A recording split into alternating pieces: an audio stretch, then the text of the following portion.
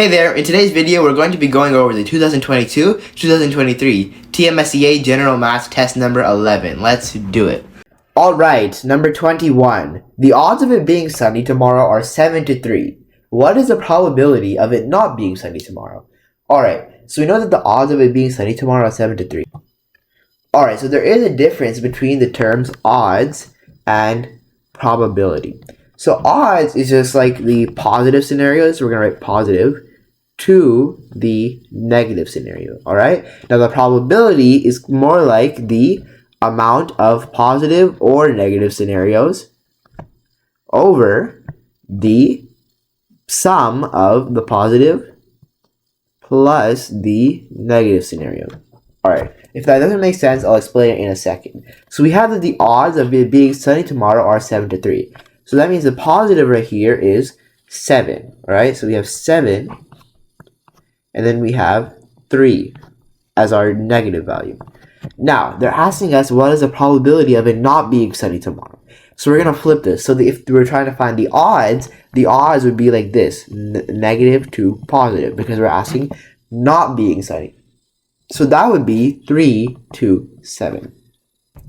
Alright, now that we know that, we can turn this into a probability. So first, there's two parts of the probability. We have the denominator and we have the numerator. So first, the denominator is going to be the sum of the two values, the positive and negative. That's just 3 plus 7, which is 10. Alright, then the numerator is just going to be the term we're finding, either the negative or the positive. In this case, we're trying to find the negative, which means we're going to use that as the numerator. So we're going to get 3 over 10, and that's your answer. Next, number 22. Point A has coordinates -4, -9, and is translated over the x-axis and then to left 3 units. What are the new coordinates of point A? Alright, the first thing is there was a typo in this question. This is supposed to be reflected. Alright, that makes a difference. Because usually when you see over the x-axis, that's a reflection. Alright, so we have the coordinates -4, -9. So if they're reflecting over the x-axis, that just means, right, on a coordinate grid, our -4, -9 would be somewhere like right here, okay? So when we're reflecting over the x-axis, this is the x-axis right here. So that just means that this point is going to flip over it, meaning its y value is going to switch signs. So if it's a negative y value, it's going to become positive, and if it's positive, it's going to become negative. In this case, it's a negative, which means this -9 is going to turn to +9. So now the new coordinate is -4, 9. But we're not done yet, because we also have to move to the left 3 units. So when we have that, what we need to do is we need to see on the x-axis which way is moving to the left. So this end is the negative end, and this end is the positive end. So we're moving to the left. That means we're going -3. So we would just subtract 3 from the x. So -4 minus 3 is just -7. And then we have the 9. So it's -7, 9. And that's your answer. Next, number 23. If square and a regular hexagon share a common side, if the area of the square is 256 centimeters squared, what is the perimeter of the hexagon? Alright, so first, let's take a look at the square. So you know that the square has equal side lengths all around, which means all of these sides are going to be the same side length. And a regular hexagon, so a regular polygon, right, any regular shape will have all the sides of the same length, which means all of these sides are also x. So in this problem, all we have to do is solve for x. How do we do that? Well, we have this square of area of 256 cm squared, right? And we're trying to find this x side length. Well, we know that the area is just two of the side lengths multiplied times each other. So in this case, we have x times x, right? X times x equals 256 cm squared. So now, if we just make this simpler into x squared, we have x squared equals 256. Now this is actually pretty simple to solve because all we have to do is take the square root of x squared and take the square root of 256. So the square root of x squared is just going to be x, and the square root of 256, that's going to be 16. Alright, so now that we know the side length is 16, right? We know all of these sides are 16, 16, 16, 16, 16, and 16. So now all we have to do is add them all together. So there are 6 16s, which is just 6 times 16, which is 96, and that's your answer. Next, number 24. 3 gallons equals how many quarts? Alright, this is a pretty simple problem. So 1 gallon is equal to 4 quarts, which means that 3 gallons is going to be 4 times 3 quarts. 4 times 3 is 12, which means it's going to be 12 quarts, and that's your answer. Next, number 25. 123 base 8 equals what in base 5? So to solve this problem, we're going to go from 123 base 8 to its base 10 equivalent, and from there we're going to go to that's base 5 equivalent. The reason we have this middle step in between is because we can't just go directly from 8 to 5. That's not possible. We have to have sort of a common point in between. Alright, so now let's solve this. So 123 base 8. How do we turn that into base 10? Well, we're first going to list out the digits. So we have 1, 2, 3. Pretty simple. Now we're going to multiply each one of these by a power of 8. So this is the ones place, this is the tens place, this is the hundreds place. So the ones place is going to be multiplied by 8 power 0. 8 power 0 is just 1 because any number power 0 is 1. So we're going to write a 1 here. Next, the tens place. We're going to multiply this 2 in the tens place by 8 power 1. Any number to the power of 1 is just itself, so that's just times 8. Next, now in the hundreds place, we have 1 in the hundreds place, and we're going to multiply it by 8 squared. 8 squared is just 8 times 8, which is 64. Alright, and now these are like separate, right? And we're going to add up the product of all three of these. So first, 3 times 1, that's 3. 2 times 8, that's 16. And 64 times 1, that's just 64. So now we have to add this up. So 64 plus 16 plus 3, that's just 83. Alright, so now we know that 123 base 8 is 83 base 10. Now we need to convert from 83 base 10 to that base 5. Now how do we do that? Well, the first thing we're going to do is we're going to write out our big number, 83. Then we're going to list out the powers of 5, starting from 5 power 0. So we have 5 power 0, which is 1. Then we have 5 power 1, which is 5. Then we have 5 squared, which is 25. Then we have 5 cubed, which is 125. Now, we're not going to write 125 because it's bigger than 83, so we don't need it. Now, what we need to check is we need to go in this order from the greatest to least and check how many times does each of these numbers fit into 83. So first, 25. 25 fits into 83 3 times because 25 times 3 is 75. So we're going to subtract 75 from this and we're left with 8. And we're going to write 3 here because that's how much times we use it. Next, 5 or 5 power 1. How much times does 5 go into 8? Because we have 8 here. It only goes in once because 5 times 1 is 5. So we're going to subtract 5. We're left with 3. And we write a 1 here to show that we've used it once.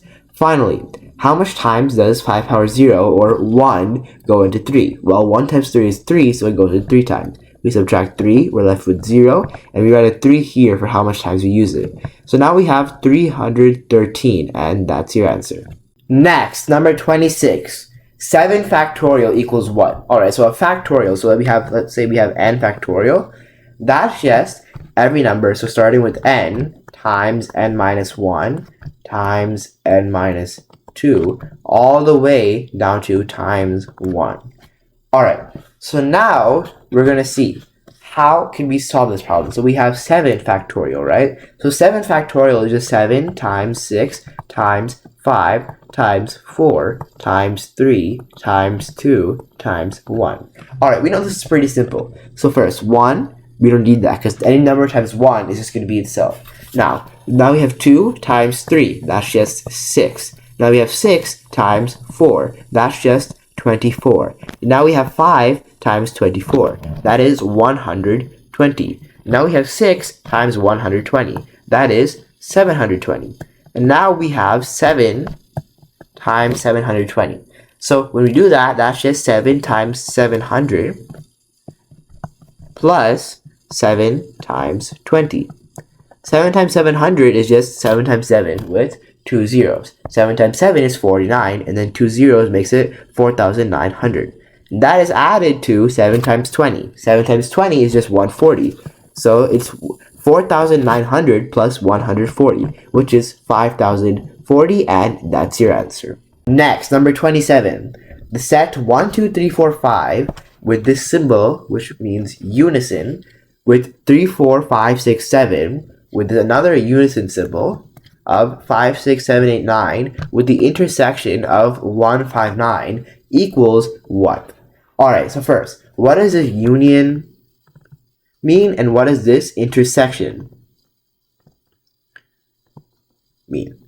Alright, so the union means when you're comparing two sets with a union, you're just taking all the elements. So that means if we have 1, 2, 3, 4, 5 and 3, 4, 5, 6, 7, the new set will be 1, 2, 3, 4, 5, 6, 7. Now you notice we don't take the 3, 4, and 5 twice because they come already once in the first set. So we don't need it the second time. So we only take all the elements, but we don't make sure there are no duplicates in the set. So now this new set becomes 1, 2, 3, 4, 5, 6, 7. And that is being in unison with 5, 6, 7, 8, 9. So what are all the terms here? Well, we have 1, 2, 3, 4, 5, 6, 7. We already have 5, 6, 7 in this one, so we don't need that. And then it's just 8, 9. Alright.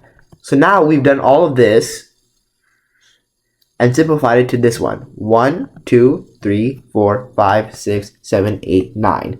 And that is being intersected with the set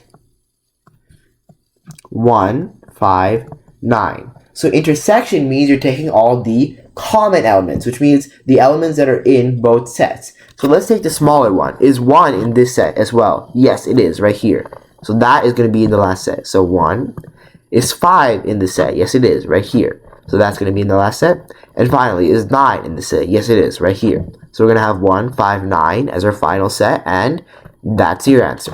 Next, number 28. A bicycle lock uses a combination that requires a letter in the first spot and single digits 0 through 9 in the second and third spots. If a digit may not repeat, how many lock combinations are possible? Alright, so based on this description, there are 3 spots. In the first spot, it's just any letter, which means there are 26 total possibilities. In the second spot, it's any digit between 0 and 9. So it's that 0, 1, 2, 3, 4, 5, 6, 7, 8, 9. That's a total of 10 digits, which means there are 10 possibilities here. Now, you might think since it's the same selection area, there's also going to be 10 here. But that's wrong because digits may not repeat, which means whatever one that we use in the second spot will not be applicable in the third spot. So we're just going to take off one of these. So let's just take off 0, for example. That leaves us with 9. So in this spot, we're only going to have 9. So that's the possibilities for each spot. Now to find the total possibilities, we would just multiply these numbers. So that's 26 times 10. 26 times 10 is 260.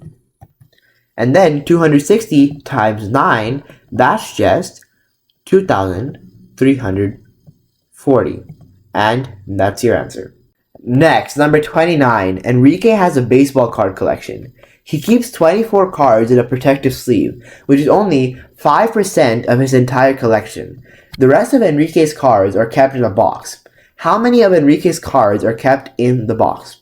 Alright, so he has 24 of his cards in a protective sleeve. We're just going to write this as P. That is equal to 5% of all his collection. And that means that the rest of the cards are in Enrique's box. So that means 95% are in the box. Alright, so now we just have to see how many cards are in the box. Well, we know that 24 is 5%, and we know that 5 times 19 equals 95. So all we have to do is to see 24 and then 19 times to get to that 95%. So 24 times 19, that's just 456, which means that the 95% is 456, and that's your answer. Alright, number 30. 3 positive integers are in a ratio of 4 to 7 to 11 and have a sum of 374. What is the largest of the 3 integers? Alright, so we know that the largest here is just 11. So that means that we can actually pretty easily find this. So the sum is 374. So if we say that each of these is just the x value, right? We could say that 374 is equal to 4x plus 7x plus 11x. And this 11x is what we're trying to find. So when you add 4x plus 7x plus 11x, that gets you 22x. So that means we just have to do 374, and then to simplify this to just 1x, we have to divide it by 22. So that's 374 divided by 22. So that's just 17. Alright, so now we know that 17 is equal to x. All we have to do is plug in that value of x into 11x. So that's 11 times 17, which is 187, and that's your answer. Alright, that's it. Thanks for watching. If you found this video helpful, please make sure to show your support. These videos take a lot of effort to make, and I would really appreciate it.